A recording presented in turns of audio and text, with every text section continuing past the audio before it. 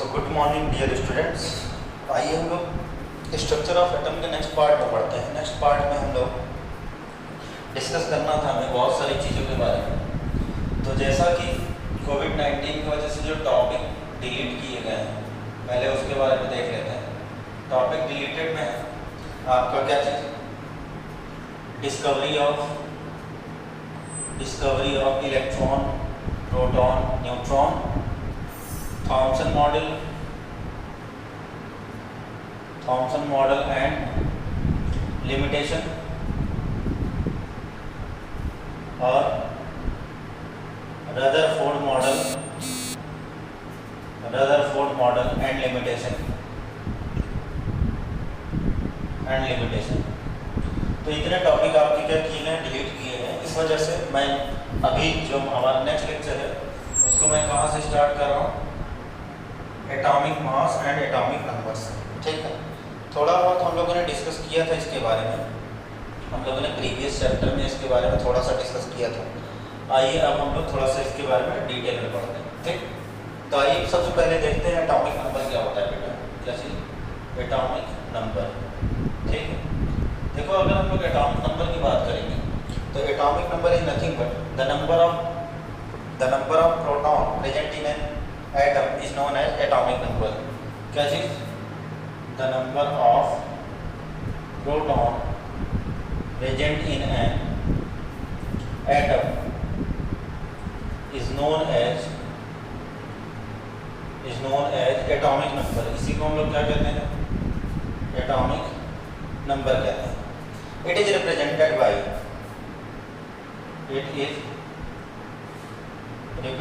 Bye Z.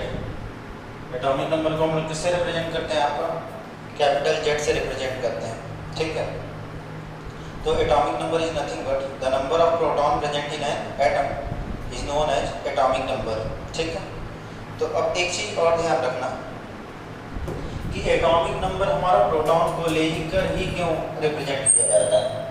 हम लोग इसके पहले भी पढ़े हैं क्लास 9th में आपको इलेक्ट्रॉन के टर्म में भी आपका एटॉमिक नंबर आपको समझा दिया जाता है। वो गलत होता है बेटा।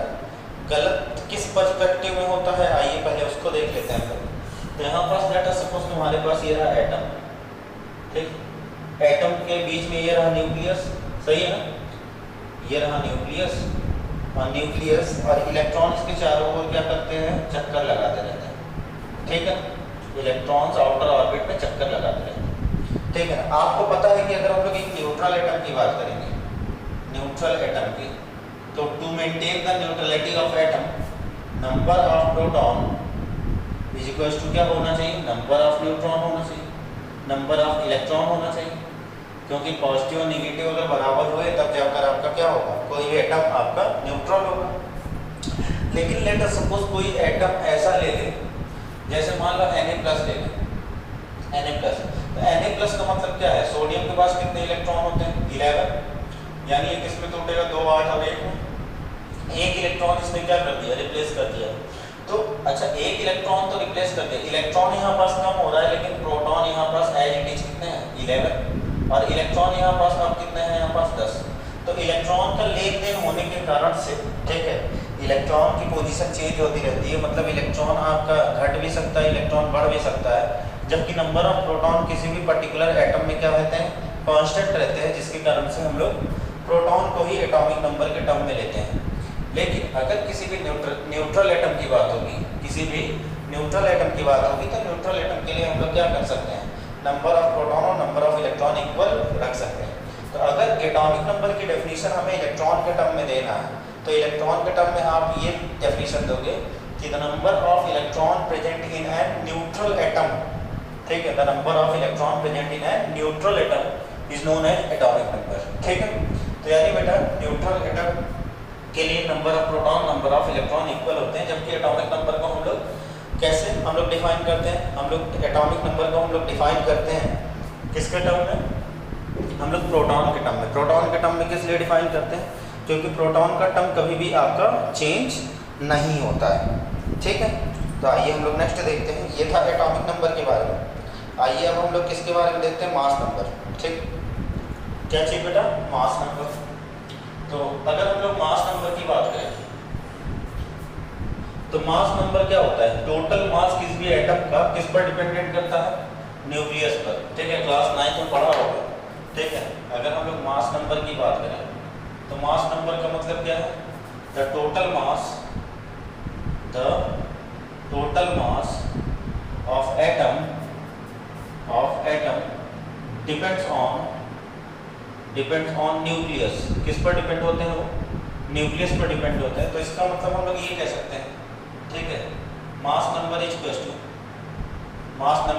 टू, क्यों, क्योंकि देखो न्यूक्लियस की अगर हम लोग बात करेंगे तो ये रहा एटम, ठीक, और इस एटम में ये रहा न्यूक्लियस, और न्यूक्लियस के पास क्या है, न्यूट्रॉन प्लस प्रोटॉन।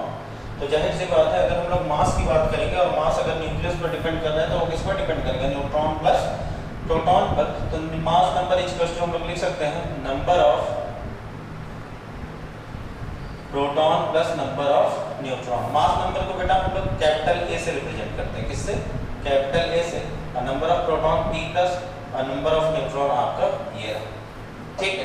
तो इस तरह से हमारा क्या हुआ, हमारे पास आया मास नंबर। तो हमने कहा था किसी भी न्यूट्रल एटम की बात करेंगे हम लोग, किसी भी न्यूट्रल एटम की, तो नंबर ऑफ प्रोटॉन और number of neutron, number of proton और नंबर ऑफ इलेक्ट्रॉन किसी भी न्यूट्रल एटम में क्या होते हैं, आपके इक्वल होते हैं। तो नंबर ऑफ प्रोटॉन और नंबर ऑफ इलेक्ट्रॉन अगर किसी भी न्यूट्रल एटम में अगर इक्वल रहेंगे तो यहाँ पास जो एटॉमिक मास है, यहाँ पास जो एटॉमिक मास है, एटॉमिक मास को हम लोग इलेक्ट्रॉन प्लस न्यूट्रॉन भी लिख सकते हैं, ठीक।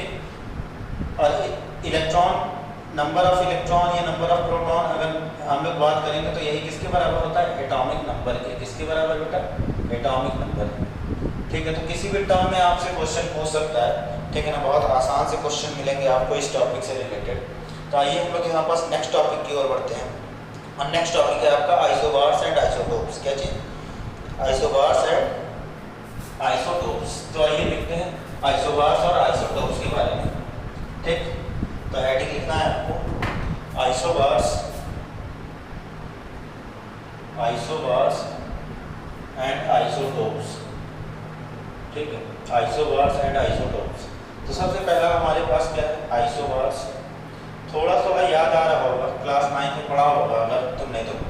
आइसोबार्स क्या होते हैं, आइसोबार्स आपके वो एलिमेंट होते हैं, वो एटम होते हैं जिनका आपका एटॉमिक मास सेम होता है और एटॉमिक नंबर क्या होता है, अलग अलग होता है।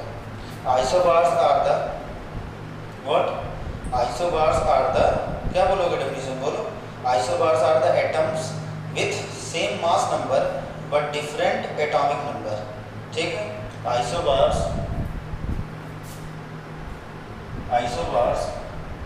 Are the atoms with same mass number but different atomic number, ठीक है। फॉर एग्जाम्पल ये देखिए, पोटेशियम और कैल्शियम की बात करें तो पोटेशियम और कैल्शियम में कहीं ना कहीं मास के बीच में सिमिलरिटी रहती है 40 एंड 40, ठीक। जबकि एटॉमिक नंबर इसका 19 है और इसका क्या है 20। तो यहाँ पास अगर देखो आप तो इसका एटॉमिक नंबर डिफरेंट है और मास नंबर क्या है, सेम है। तो ऐसे एटम्स या ऐसे एलिमेंट्स जिनका आपका atomic mass different, atomic mass same रहेगा और एटॉमिक नंबर डिफरेंट रहेगा, उनको हम लोग क्या कहते हैं, आइसोबार्स कहते हैं। क्या कहते हैं बेटा, आइसोबार्स। फिर आइसोबार्स के बाद आपका जो है आइसोटोप्स। क्या चीज़, आइसोटोप्स। आइसोटोप्स क्या होते हैं, जस्ट इसका उल्टा। Isotopes are the atoms, isotopes are the atoms with same atomic number, just उल्टा ना, atomic number and different mass number, ठीक है। मास नंबर डिफरेंट होता है और एटॉमिक नंबर क्या होता है, सेम होता है। फॉर एग्जांपल जैसे हाइड्रोजन के 3 आइसोटोप्स होते हैं, प्रोटियम, ड्यूटेरियम और ट्राइटियम। तीनों का एटॉमिक नंबर सेम होता है 1, 1 एंड 1, जबकि एटॉमिक मास इनका डिफरेंट होता है 1, 2 एंड 3। तो यहाँ पास ये क्या है आपका प्रोटियम, ठीक, ये क्या है आपका ड्यूटेरियम, ठीक, और ये क्या है आपका ट्राइटियम, ठीक है। इस तरह से आपके आइसोटोप्स की डेफिनेशन पूरी होती है। Isotopes are the atoms with same atomic number और डिफरेंट मास नंबर, ठीक है, इनको हम लोग क्या कहते हैं, आइसोटोप्स कहते हैं। तो इस तरह से हम लोगों ने डेफिनेशन देखी किसकी किसकी बेटा, आइसोटोप्स एंड आइसोबार्स की। आइए अब एनसीईआरटी की कुछ न्यूमेरिकल्स की ओर बढ़ते हैं, बहुत आसान न्यूमेरिकल, ठीक है ना, आप लोग को लगाना है अपने से, ठीक है। जिन पे हमें डाउट लगेगा कि नहीं ये क्वेश्चन करा देने चाहिए, वो मैं यहीं पे कराऊंगा।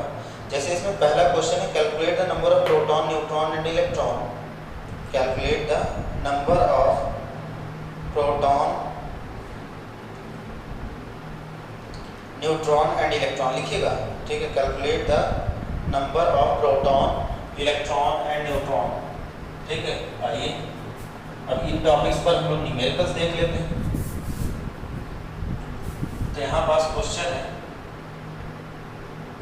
Calculate the number of proton, neutron and electron in bromine 35, 80, ठीक है, इस तरह से दिया हुआ है।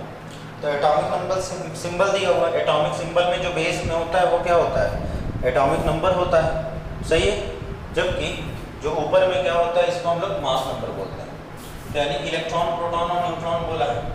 सॉल्यूशन देखो, मास नंबर बेटा कितना दिया हुआ, मास नंबर दिया हुआ है आपका, एटॉमिक मास आपका 80 दिया हुआ है। क्या दिया हुआ, एटॉमिक मास आपका कितना दिया हुआ, 80 दिया हुआ। जबकि नीचे क्या है आपका, एटॉमिक नंबर, और इसी को हम लोग प्रोटॉन भी कहते हैं। तो एटॉमिक नंबर या प्रोटॉन कितना दिया हुआ है आपका 35। तो तुम्हें क्या पता लग गया, इस प्रोटॉन की वैल्यू पता लग गई, ठीक। अब देखो यहाँ पास इस पर्टिकुलर एटम में जो पर्टिकुलर आपका सिंबॉलिक रिप्रेजेंटेशन दिया हुआ है, इस पर्टिकुलर सिंबॉलिक रिप्रेजेंटेशन में तुम्हें कोई आयन दिखाई दे रहे हैं क्या, पॉजिटिव या निगेटिव चार्ज दिखाई दे रहा है क्या, ठीक है। तो यहाँ पास देखो, यहाँ पास ना ही कोई पॉजिटिव चार्ज है ना ही निगेटिव चार्ज है। इसका मतलब यहाँ पास ये जो पर्टिकुलर आपका एटम है, पर्टिकुलर एलिमेंट दिया हुआ है, ये न्यूट्रल है। तो जाहिर सी बात है हम लोग लिख सकते हैं mass number is equal to क्या चीज, ठीक है, आपका atomic number plus number of electron, यही तो पढ़े हैं। तो मास नंबर बेटा कितना 80, एटॉमिक नंबर कितना दिया हुआ 35, और number of neutron, number of neutron की बात करेंगे तो ऐसे छोड़ दो, हम न्यूट्रॉन की वैल्यू निकालोगे तो दिस इज 80 माइनस 35 कितना हो जाएगा, बोलो 45। ये क्या आ गया आपका, न्यूट्रॉन की वैल्यू आ गई। और चूंकि यहाँ पास ये देखो, यहाँ पास कोई भी आयंस नहीं है, नो आयंस। तो अगर आयंस नहीं है तो जाहिर सी बात है ये एलिमेंट पर्टिकुलर क्या है, न्यूट्रल है। और अगर ये न्यूट्रल है तो जाहिर सी बात है यहाँ पास number of proton, number of electron जो होगा वो नंबर ऑफ प्रोटॉन के बराबर होगा। और नंबर ऑफ प्रोटॉन कितना है बेटा 30। तो इस तरह से हमें पता लग गया नंबर ऑफ प्रोटॉन, इलेक्ट्रॉन और नंबर ऑफ न्यूट्रॉन, ठीक है। आइए हम लोग सेकंड क्वेश्चन की ओर बढ़ते हैं, ठीक है। तो आइए सेकंड क्वेश्चन में हम लोग देखते हैं कि क्वेश्चन क्या बोल रहा है, ठीक है। क्वेश्चन बहुत अच्छे हैं, ठीक है, सिंपल भी है। चलिए तो नेक्स्ट क्वेश्चन की ओर बढ़ते हैं। और जो बेटा नेक्स्ट क्वेश्चन है, नेक्स्ट क्वेश्चन दिया द नंबर ऑफ, क्वेश्चन है the number of proton, electron and neutron. The number of proton, electron and, हाँ, the number of electron, proton and neutron. Electron दिया है, फिर प्रोटॉन दिया है और न्यूट्रॉन दिया है, ठीक। In a species are equal to, in a species are equal to, in a species are equal to 18, 16 and 16, 18, 16 and 16. Assign the proper symbol to the species. Assign proper symbol to species. species को क्या करना है, proper symbol provide करना है। क्या करना है, proper symbol provide करना है। तो बेटा कोई दिक्कत नहीं, यहाँ पास ये देखो इलेक्ट्रॉन कितना दिया हुआ है, इलेक्ट्रॉन दिया हुआ 18, प्रोटॉन कितना दिया हुआ, प्रोटॉन दिया हुआ 16, और न्यूट्रॉन कितना दिया हुआ 16। तो आप ये देखो यहाँ पास क्या नंबर ऑफ प्रोटॉन और नंबर ऑफ इलेक्ट्रॉन इक्वल है, नहीं, नंबर ऑफ प्रोटॉन और नंबर ऑफ इलेक्ट्रॉन इक्वल नहीं है। तो जाहिर सी बात है, ठीक है, ये एटम न्यूट्रल नहीं है। पहला हम लोग लिख लेते हैं, ये एटम न्यूट्रल नहीं। ठीक, अब देखो यहाँ पास आपको हम लोग मास नंबर निकाल लेते हैं बेटा। मास नंबर की बात करोगे तो मास नंबर क्या होता है, प्रोटॉन प्लस न्यूट्रॉन। प्रोटॉन की वैल्यू 16, न्यूट्रॉन कितना 16, कितना आ गया 32। तो ये पता लग गया तुम्हारा क्या चीज़, मास नंबर, एटॉमिक मास, जिसको हम लोग ए से रिप्रेजेंट करते हैं। अब देखो यहाँ पास प्रोटॉन और इलेक्ट्रॉन में डिफरेंस कितने का, 2 इलेक्ट्रॉन का। तो 2 इलेक्ट्रॉन यहाँ पास क्या है, ज़्यादा है। तो 2 इलेक्ट्रॉन ज़्यादा है, यानी इस पर्टिकुलर एटम पर 2 इलेक्ट्रॉन ज़्यादा होंगे तो जाहिर सी बात है 2 निगेटिव चार्ज होगा। अगर ये 2 इलेक्ट्रॉन कम होते तो 2 पॉजिटिव चार्ज होता। तो यानी अगर हम लोग यहाँ पर सिंबल की बात करेंगे तो सिंबल आपका क्या होगा, उस पर्टिकुलर एलिमेंट को हम लोग एक्स देंगे नाम, और यहाँ पास एटॉमिक नंबर नीचे रिप्रेजेंट करते हैं जो कि नंबर ऑफ प्रोटॉन के बराबर होता है। तो ये रहा आपका 16 और आपका एटॉमिक मास ऊपर कितना था आपका 32, और साथ में 2 इलेक्ट्रॉन एक्स्ट्रा है, इसलिए आपका 2 निगेटिव चार्ज। इस तरह से हम लोग आपका सिंबल को रिप्रेजेंट करती है। ठीक है, तो ये रहा आपका नेक्स्ट क्वेश्चन। ठीक है, आइए इसके बाद हम लोग नेक्स्ट क्वेश्चन की ओर बढ़ते हैं। नेक्स्ट क्वेश्चन आपका और बढ़िया है। ठीक है, तो इसको हम लोग रब कर रहे हैं।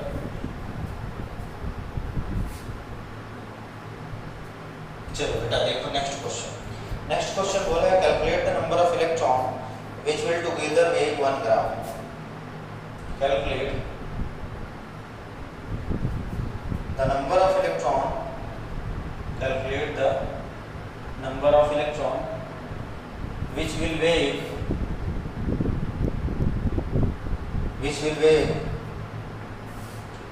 together 1 gram. ठीक है, जिसका वेट कितना है आपका 1 ग्राम है। फिर दूसरा है यहाँ पर calculate the mass and charge on 1 mole of electron. Calculate the mass and charge on 1 mole of electron, on 1 mole of electron. ठीक है, इस तरह से हमारे पास कितना, हमारे पास 2 क्वेश्चन है बेटा। पहला बोला है calculate the number of electron which will weigh 1 gram. ठीक है, नंबर ऑफ इलेक्ट्रॉन निकालना है जिसका वेट कितना होता है आपका 1 ग्राम होता है। ठीक, तो आइए हम लोग देखते हैं यहाँ पास वेगिंग का प्रोसेस कि कितना आपका 1 ग्राम है। तो आओ देखते हैं, पहला क्वेश्चन इसमें है। ठीक है, तो हम लोग ये देखो सॉल्यूशन देखते हैं। पहले इलेक्ट्रॉन का मास निकाल लेते हैं। मास ऑफ 1 इलेक्ट्रॉन कितना होता है, दैट इज 9.1 इंटू 10 की पावर -27 ग्राम। ठीक है, -28 ग्राम होता है, 31 kg होता है, और यहाँ पास -28 ग्राम होता है। ठीक, तो अभी एक हमने क्या निकाला है, मास ऑफ 1 इलेक्ट्रॉन। ठीक, तो अगर हम लोग 1 ग्राम में number of electron find out करना है, क्या करना है, 1 ग्राम में अगर हमें number of electron find out करना है तो 1 ग्राम में number of electron find out करने के लिए क्या करें, हम लोग इधर से 1 ग्राम का अगर निकालोगे नंबर ऑफ इलेक्ट्रॉन्स तो ये कितना हो जाएगा 1/9.1 इंटू 10 की पावर -28। ठीक, तो जाहिर सी बात है इसको जब कन्वर्ट करोगे तो दिस इज 1.09 इंटू 10 की पावर 27 इलेक्ट्रॉन्स। ये आ गया कि 1 ग्राम में कितने इलेक्ट्रॉन्स होते हैं। ठीक, देखो पॉजिटिव वैल्यू भी आई, नेगेटिव तो आई नहीं। नेक्स्ट हम लोग देखते हैं calculate the mass and charge of 1 mole of electron. ठीक है, mass and charge of 1 mole of electron, यानी एक आपका केस फर्स्ट था, केस स्टडी फर्स्ट, ये वाला क्वेश्चन। ठीक, और हमें केस स्टडी क्या देखना है, आपका सेकंड देखना है। अब सेकंड की बात करेंगे तो मास भी पूछा है, चार्ज भी पूछा है 1 मोल इलेक्ट्रॉन में। तो क्या चाहिए, मास ऑफ 1 इलेक्ट्रॉन कितना होता है, दैट इज 9.1 इंटू 10 की पावर -31 kg। जबकि mass of 1 mole of electron निकालोगे, 1 मोल ऑफ इलेक्ट्रॉन निकालोगे तो कितना हो जाएगा 9.1 इंटू 10 की पावर -31 kg मल्टीप्लाइड बाई कितना, एवोगैड्रो नंबर से मल्टीप्लाई कर दो 6.022 इंटू 10 की पावर 23। ठीक, इसको क्या करो, इसको आप सॉल्व कर लो। ठीक, जब इसको सॉल्व करोगे तो आपको mass of 1 mole of electron पता लग जाएगा। क्या पता लग जाएगा बेटा, mass of 1 mole of electron पता लग जाएगा। इसी तरह चार्ज भी पूछा है ना, ये देखो चार्ज ऑन वन इलेक्ट्रॉन कितना होता है, charge on one electron, charge on one electron बेटा कितना होता है आपका 1.6 इंटू 10 की पावर -19 कूलम, सही है ना। जबकि चार्ज ऑन कितने पे निकालना है 1 मोल, तो चार्ज ऑन अगर हम लोग 1 मोल निकालेंगे तो दिस इज 1.6 इंटू 10 की पावर -30 मल्टीप्लाइड बाई 6.022 इंटू 10 की पावर 23, ठीक। इसको जब हम लोग सॉल्व करेंगे, ठीक है, इसको जब हम लोग सॉल्व करेंगे तो एक वैल्यू आती है जिसको हम लोग एवोगैड्रो नंबर कहते हैं। क्या चीज़, एवोगैड्रो नंबर, दैट इज 96487। इसकी वैल्यू इतनी आएगी, इतना कूलम्ब चार्ज, और इस इतने कूलम्ब चार्ज को हम लोग 1 फैरेड के नाम से भी जानते हैं। कितना बेटा, 1 फैरेड के नाम से, ठीक है। तो इस तरह से हम लोगों ने क्या निकाला, charge on 1 mole of electron and mass of 1 mole of electron and number of electron in 1 gram of, क्या चीज 1 ग्राम ऑफ आपका इलेक्ट्रॉन, ठीक। और देखते हैं नेक्स्ट क्वेश्चन बेटा, ठीक। तो आइए नेक्स्ट क्वेश्चन में हम लोग बढ़ रहे हैं।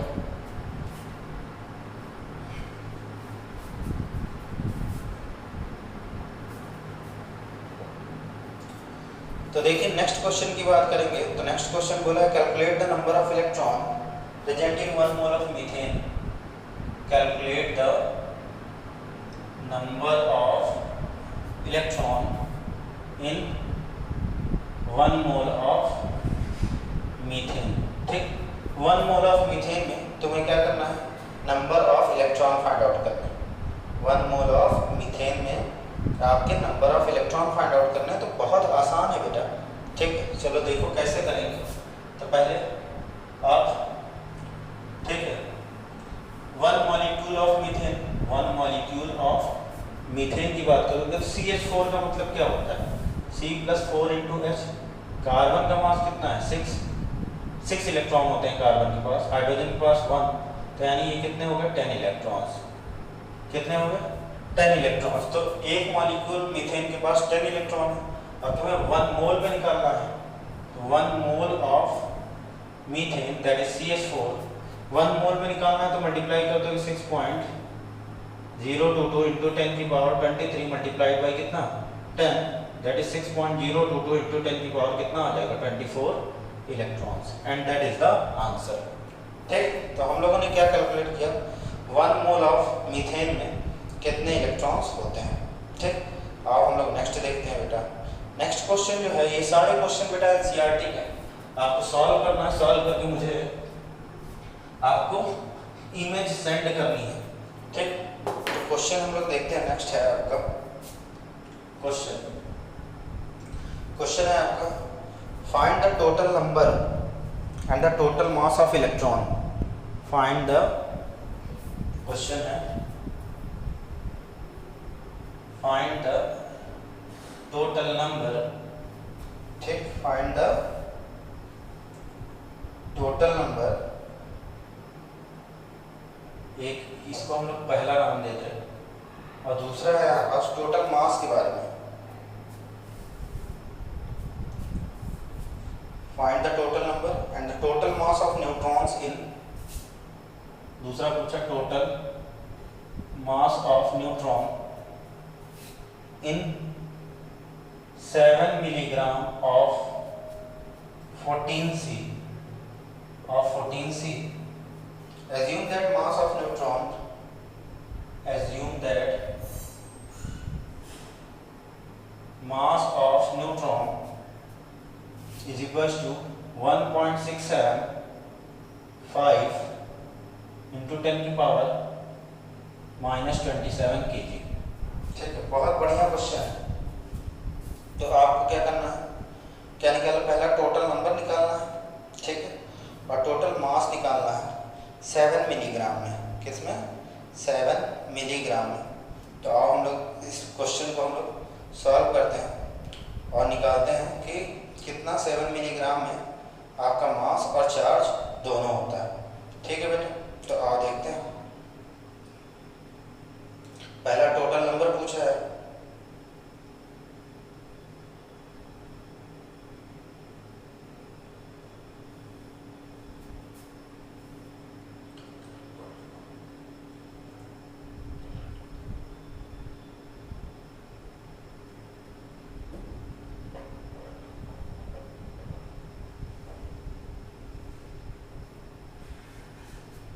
चलो देखते हैं।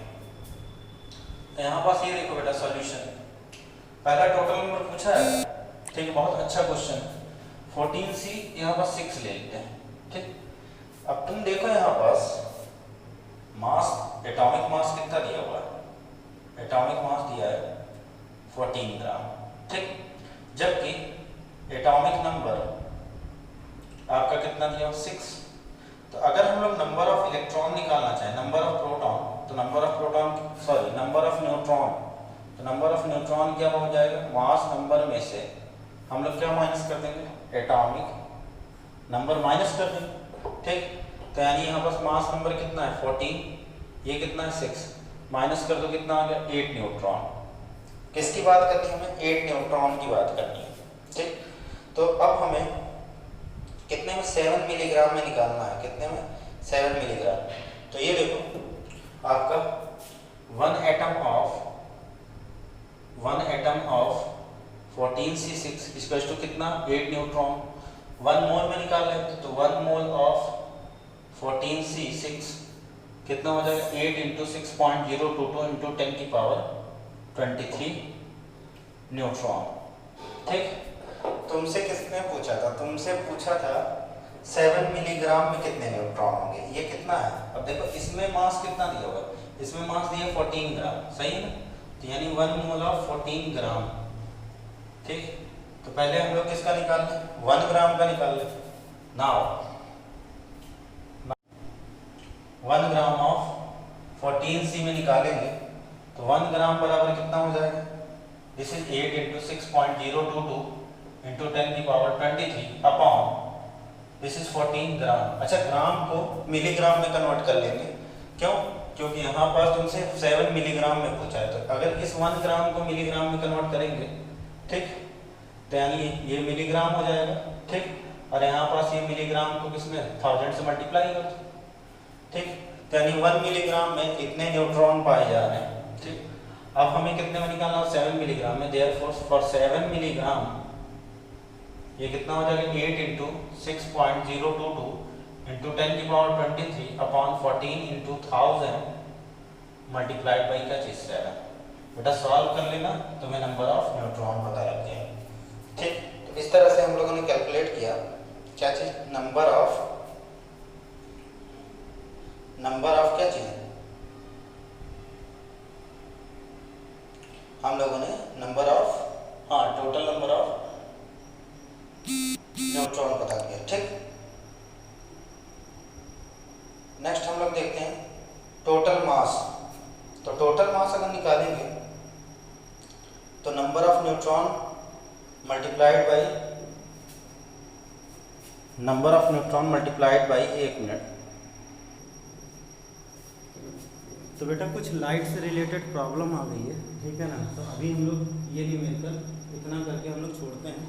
नेक्स्ट क्लास में इसके बाद का ये जो टॉपिक है, ठीक है, एक सेकंड इसमें पार्ट है the total mass of the neutron, उसको तुम्हें कैलकुलेट करना है, ठीक है ना। तो ये आप घर पे करोगे, बाकी नेक्स्ट क्लास में मैं इसको लेकर आपके सामने आऊँगा, ठीक है ना। चलिए तब तक के लिए जय हिंद, वंदे मातरम।